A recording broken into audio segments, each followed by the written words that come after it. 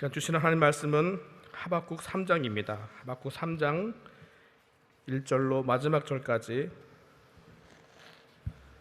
우리 한 목소리로 봉독하겠습니다. 시기온 옷에 맞춘 바 선지자 하박국의 기도라. 여호와여, 내가 주께 대한 소문을 듣고 놀랐나이다. 여호와여, 주는 주의 일을 이 수년 내에 부응케 하옵소서. 이 수년 내에 나타내시옵소서. 진노 중에라도 긍휼을 잊지 마옵소서. 하나님이 대만에서부터 오시며 거룩한 자가 바란산에서부터 오시도다. 그 영광이 하늘을 덮었고 그 찬송이 세계에 가득하도다. 그 광명이 햇빛 같고 광선이 그 손에서 나오니 그 권능이 그 속에 감추었도다. 운력이 그 앞에서 행하며 불덩이가 그 발밑에서 나오도다.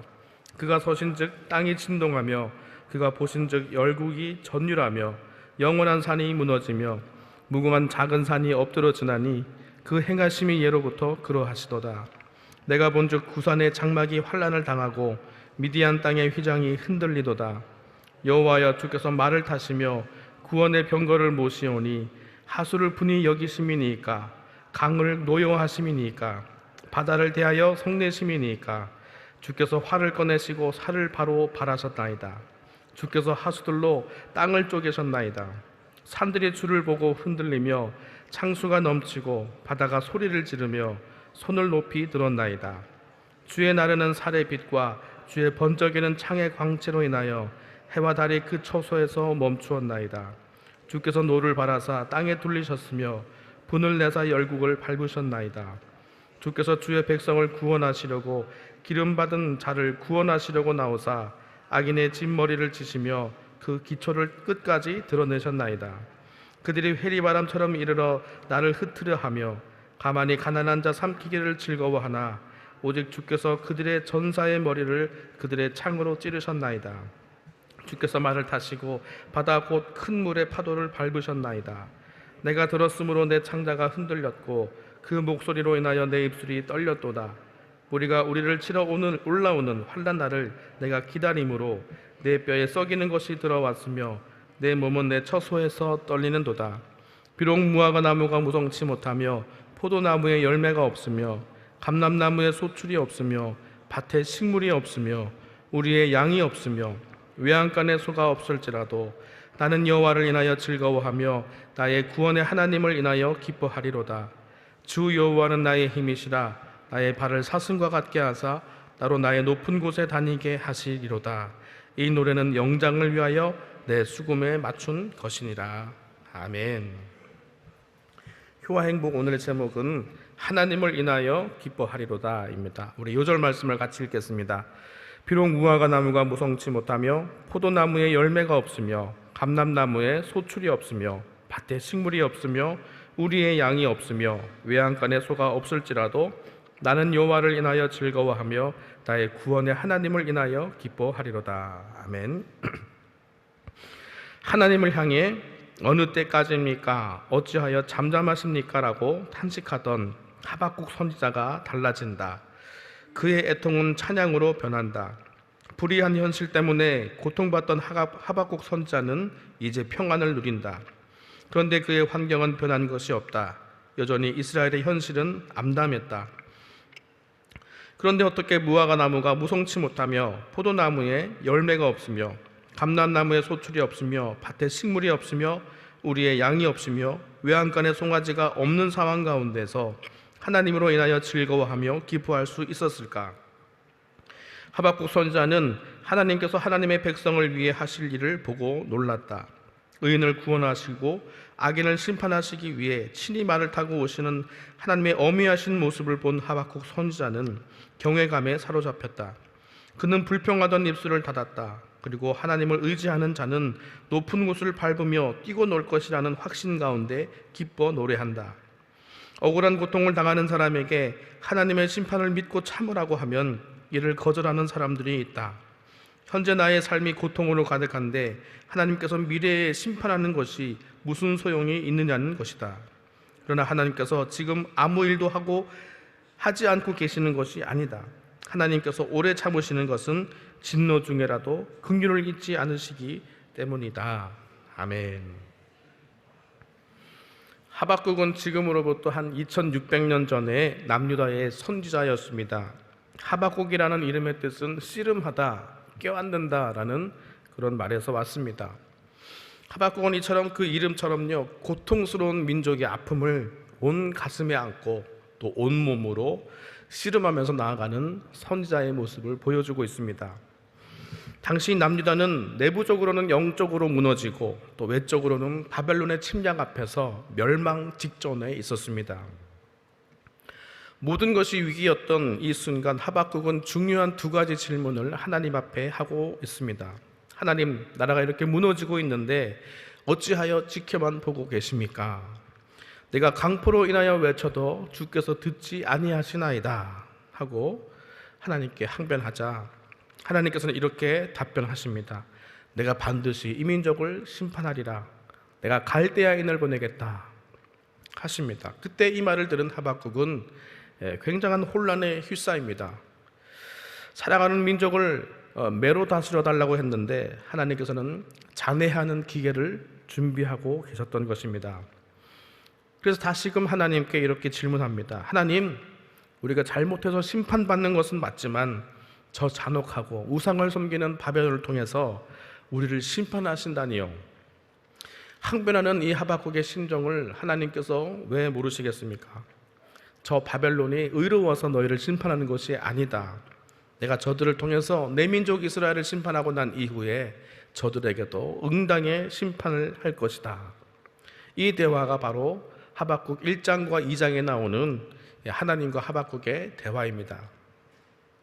그리고 오늘 우리가 읽은 3장으로 넘어오면은 1절에 제목이 나와 있죠.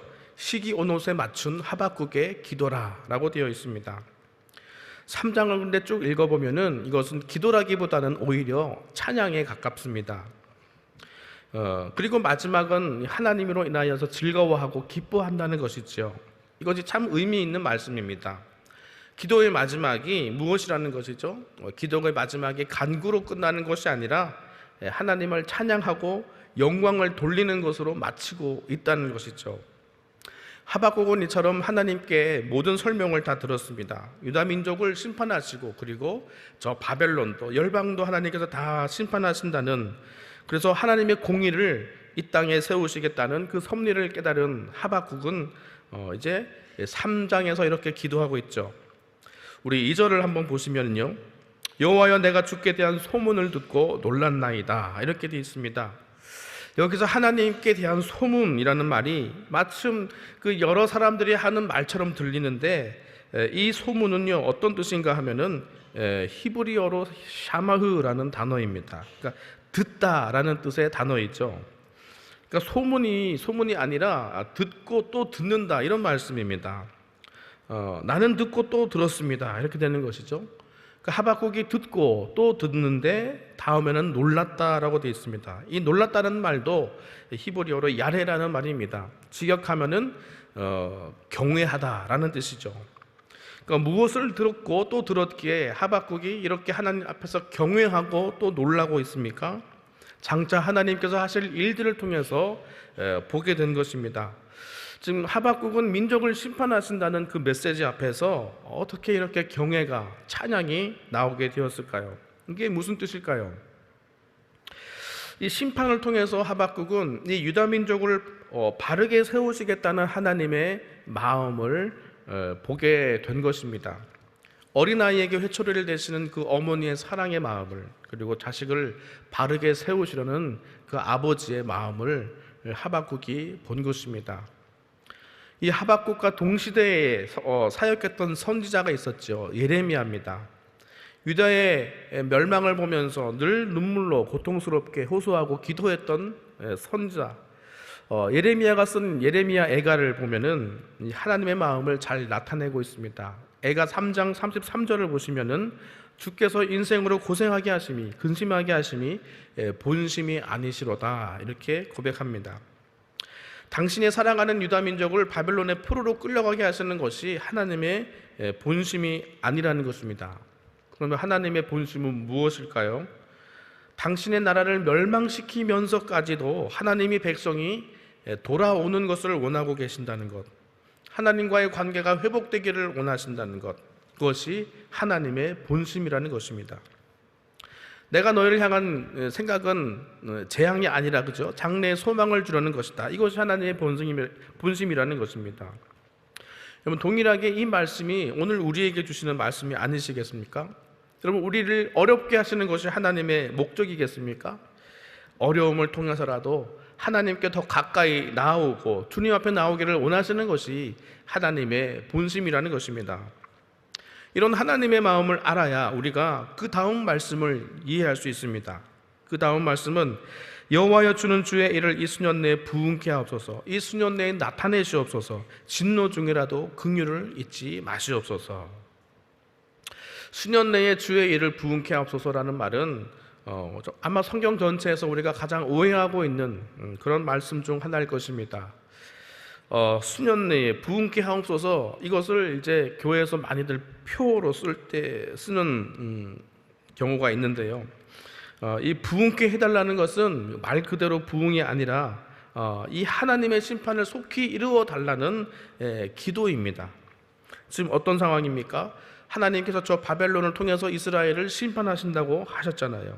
그 일을 수년 내에 이루어 달라는 기도입니다. 그럼 왜 이 하박국은 심판을 위해서 기도하는 것입니까? 이 심판은 심판으로만 끝나는 것이 아니라 하나님의 백성이 올바로 세워지고 회복되는 길이라는 것을 아는 것입니다. 하나님은 이 모든 고난의 시간을 거치고 난 다음에 다시 이스라엘을 언약의 백성으로 세우고자 하시는 그 마음을 본 것입니다. 그러므로 우리가 고난 앞에서의 자세는 어떠해야 할까요? 중요한 것은 이 하나님의 마음을 알아야 감사하면서 견딜 수 있는 것입니다. 하나님의 본심은 우리에게 고통을 주시는 것이 아님을 우리가 알아야 우리가 소망 가운데서 이겨낼 수 있는 것입니다. 오늘 하박국은 심판을 간구하고 있습니다. 그러나 그 심판을 간구하는 하박국의 눈은 차가운 눈이 아닙니다. 하나님, 진노 중에라도 긍휼을 잊지 말아 주십시오. 유다는 물론 멸망당에 마땅합니다. 하나님을 버리고 우상을 섬겼고 하나님의 공의를 깨어버렸습니다.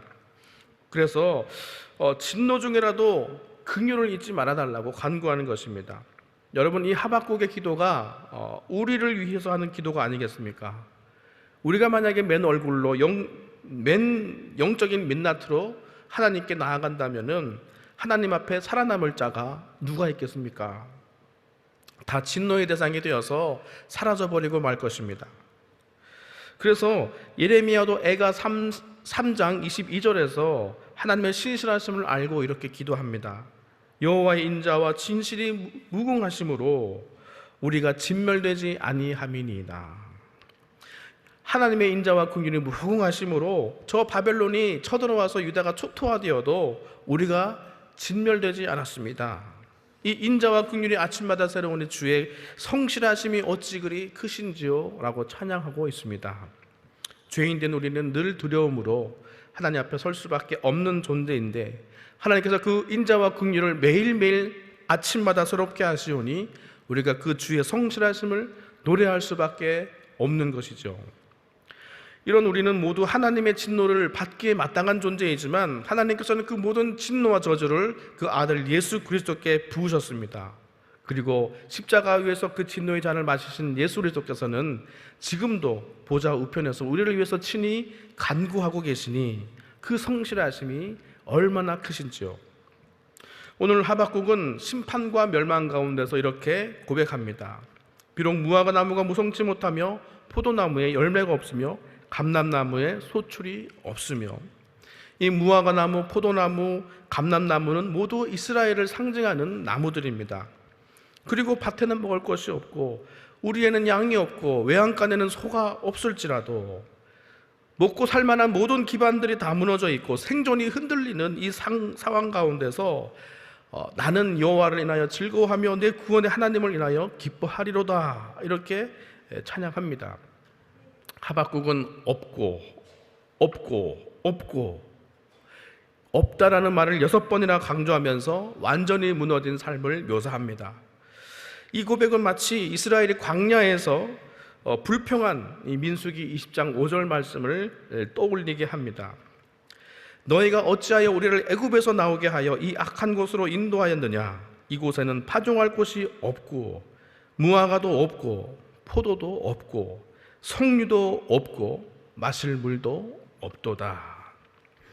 우리 삶에서 이런 없는 상황이 얼마나 많습니까? 광야 같은 삶, 살아가기에 마땅히 있어야 할 기본적인 것들마저도 없는 이런 이야기들이 우리 가운데 있습니다. 없고 없고 없고 없고 없도다. 세상은 없다고 아우성치는데 그 가운데서 하나님을 신뢰하는 찬양 소리가 있습니다. 나는 여호와를 인하여 즐거워하며 나의 구원의 하나님으로 인하여 기뻐하리로다. 누가 이런 고백을 할 수 있을까요? 이런 상황 가운데서 누가 여전히 하나님을 신뢰할 수 있습니까? 여러분, 이런 상황에서도 하나님의 주권을 선포하실 수 있습니까? 하나님의 주권은 왕을 세우기도 하시고 패하기도 하시는 상황 가운데서는 선포할 수 있습니다. 나라와 나라가 대적하여서 일어난 세계에서 우리는 그 구원의 일을 위하여서 하나님의 주권이 이루어지기를 기도할 수도 있습니다. 하지만 우리가 언제 가장 하나님의 주권을 인정하지 못하느냐? 그 주권이 바로 나에 관한 일일 때 그것을 좀처럼 인정하기가 어렵습니다. 손대는 모든 것들마저 다 실패로 돌아가고 기도했던 모든 일들이 실망의 일로 다가왔으며 내 삶에 일어나는 연쇄적인 아픔과 또 파도처럼 연이어 밀려오기 시작한 그 시험의 물결들을 볼 때에 우리는 하나님의 주권을 인정하기보다는 하나님의 주권을 의심할 때가 얼마나 많습니까? 이걸 정말 당신이 하셨다고요? 하나님의 선하심마저 의심하게 되는 그런 연약함이 우리 가운데 있습니다. 그럴 때에 호흡이 있는 자마다 여호와를 찬양할지어다 하는 그 하나님의 명령 앞에 왜 이런 일이 나에게 생깁니까? 어떻게 이런 상황 가운데서 하나님을 찬양할 수 있습니까? 이런 질문으로 저항하기도 합니다. 왜 내가 알지 못하는 그 일에 관해 알기를 원하고 어떻게 내가 이해할 수 없는 상황 가운데서는 하나님을 찬양할 수 없다고 여기는 것이죠. 일전에 소개했던 일화를 다시 들겠습니다. 중학생 외동딸을 둔 젊은 부부가 있었습니다. 이 부부가 점점 믿음이 성장하면서 이제 처음으로 딸을 위해서 40일 금식 기도를 작정하여서 그것들을 다 해냈습니다. 그러면서 담당 목사님에게 자기들 안에 일어났던 그 놀라운 변화들에 대해서 간증했어요. 그런데 비극이 이 가정 가운데 찾아왔는데 하나밖에 없는 딸을 익사사고로 잃어버린 것입니다. 없고 중에 정말로 이 두 사람에게 없으면 안 되는 딸이 없어진 상황이었습니다. 말씀을 듣는 중에 믿음이 생겼는데 이 믿음의 결과가 딸의 죽음이라니, 이 부부는 딸을 잃고 하나님 앞에 왜? 라는 질문으로 저항하기 시작했습니다. 삶의 모든 의미를 잃어버리고 포기한 순간 이들이 삶을 포기하기 전에 마지막으로 결정한 것은 하나님의 대답을 들어보고자 한 것이었습니다. 이들은 따지듯 하나님께 대답을 구했고 신앙서적 설교, 성경 말씀들을 닥치는 대로 듣고 읽기 시작했습니다. 한 달의 기한을 두고 만약에 이 한 달 동안 대답을 듣지 못하면 이 가정은 깨어지는 것이고 삶도 포기되고 마는 것이었습니다. 그러다가 이들이 결국 잃어버린 길을 찾게 된 계기가 무엇이었는지 아십니까? 바로 갈라디아서 2장 20절 말씀입니다. 내가 그리스도와 함께 십자가에 못 박혔나니 그런즉 이제는 내가 산 것이 아니요 오직 내 안에 그리스도께서 사신 것이라. 이제 내가 육체 가운데 사는 것은 나를 사랑하사 나를 위하여 자기 몸을 버리신 하나님의 아들을 믿는 믿음 안에서 사는 것이라. 아멘. 말씀에 저항하고 말씀에 대적하고 하나님 앞에 섰던 이들이 결국 어떻게 하나님을 만났느냐? 아이러니하게도 말씀 가운데서 하나님을 만났다는 것입니다. 딸을 잃어버려서 삶의 이유를 잃어버렸던 이 사람들은 이 갈라디아서 말씀 앞에서 자신들의 삶의 이유를 다시금 발견했습니다. 그리고 하나밖에 없는 아들을 우리에게 주신 아버지 하나님의 마음을, 하나밖에 없는 딸을 잃고 나서야 비로소 알게 되었다고 고백합니다. 그리고 당장에는 마음이 찢어지지만 하나밖에 없는 딸을 데려가신 하나님은 그걸 하나의 영혼을 땅에 심으심으로 말미암아 자신의 남은 삶을 통해서 이 땅에 수많은 부활 생명을 일으키실 것을 믿음의 눈으로 바라볼 수 있었다고 고백하고 있는 것이죠. 사랑하는 성도 여러분, 없고 없는 가운데 여러분에게 있는 그것은 무엇입니까? 찬양이 있으시기를 바랍니다. 기도가 있으시기를 바랍니다. 없는 것을 바라보지 마시고 생명을 주시되 풍성하게 우리에게 주시는 하나님의 사랑을 믿음의 눈으로 바라볼 수 있기를 바랍니다. 오늘 하박국이 그랬듯이 우리가 잃어버린 길은 말씀 가운데서 찾을 수 있습니다. 잃어버린 확신은 말씀 속에서 회복되어야 합니다. 여러분의 주의 말씀을 듣고 또 듣고 내리는 결론은 무엇이 되어야 합니까? 주의 구원의 일을 속히 나타내시옵소서. 나는 주의 구원의 하나님으로 말미암아서 기뻐하리로다. 아멘. 이것이 여러분의 고백이 되시기를 바랍니다. 하나님은 여러분의 힘이 되십니다. 믿음과 구원의 확신을 회복하시기를 바랍니다. 이 아침 하나님께 부르짖어 나아갈 때에 여러분의 힘이 되신 하나님께서는 여러분의 발을 사슴과 같게 하사 모든 높은 곳을 다니게 하실 줄 믿습니다. 기도하시겠습니다. 살아계신 아버지 하나님, 의인의 터가 무너져도 여호와께서는 그 성전에 계시니 그 눈으로 모든 것을 감찰하시는 줄 믿습니다. 오늘도 주의 말씀을 듣고 또 들으며 놀라움과 경외함으로 주 앞에 엎드리기를 원합니다. 없고 없는 광야 같은 삶 속에서 슬픔과 괴로운 날들이 우리를 지나갈지라도 오히려 구원이 하나님께 있음을 믿고 구원의 하나님으로 인하여 즐거워하고 기뻐하는 우리 믿음이 되게 하여 주옵소서. 성령 하나님, 우리의 마음을 주장하셔서 이 아침 우리의 찬양이 아침 번제같이 되게 하여 주옵시고 우리의 기도가 저녁 제사같이 되게 하여 주옵소서. 우리 소망 되신 예수 그리스도 이름으로 기도하옵나이다. 아멘.